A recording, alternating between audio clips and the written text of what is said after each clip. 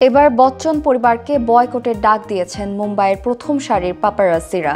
বলিউড অভিনেত্রী ও প্রবীণ রাজনীতিক জয়া বচ্চনের সাম্প্রতিক মন্তব্যে তারা ক্ষুব্ধ হয়ে এই সিদ্ধান্ত নিয়েছেন। সম্প্রতি উইথ আ উইমেন শীর্ষক এই অনুষ্ঠানে জয়া পাপারাজ্জি ও সাংবাদিকদের পেশাদারিত্ব নিয়ে প্রশ্ন তোলেন। তিনি বলেন, নোংরা জামা কাপড় পরে চলে আসে, হাতে 4টে মোবাইল ক্যামেরা, এরা কারা? এদের কি কোনো শিক্ষাযোগ্যতা রয়েছে? পাশাপাশি তিনি মন্তব্য করেন, সাংবাদিকতা মানে তারকাদের জমায়েতে ফোন হাতে পৌঁছে যাওয়া নয়। হাতে ক্যামেরা থাকলেই নিজেদের সাংবাদিক বলা যায় না, এর জন্য পড়াশোনার প্রয়োজন।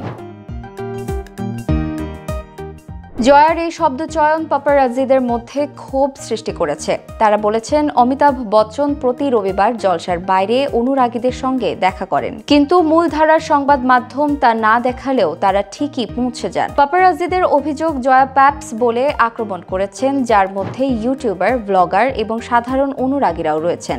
তাদের মতে, কাউকে এত খারাপভাবে উল্লেখ করা উচিত নয়। নিজেদের আত্মসম্মান বজায় রাখতে এবং পেশাদার মর্যাদা রক্ষা করতে তারা বচ্চন পরিবারকে বয়কটের আহ্বান জানিয়েছেন।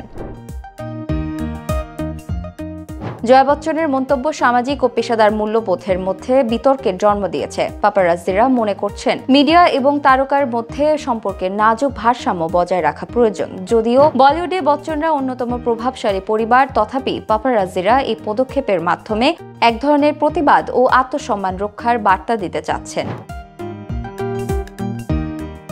এই ঘটনায় একদিকে যেমন বলিউডের মিডিয়া জগতে উত্তেজনা তৈরি হয়েছে, অন্যদিকে এটি চলচ্চিত্র ও সাংবাদিকতার মধ্যে পারস্পরিক সম্পর্কের নাজুকতা তুলে ধরেছে। পাপারাজ্জিদের দাবি, পেশাদারিত্ব ও মর্যাদা রক্ষা না করলে তাদের কাজের স্বীকৃতি হ্রাস পেতে পারে। অন্যদিকে বচ্চন পরিবারের পক্ষ থেকে এ বিষয়ে এখনো কোনো প্রতিক্রিয়া প্রকাশিত হয়নি। শেষ পর্যন্ত এই বিতর্ক কোন দিকে যায় তা সময়ই দেখাবে।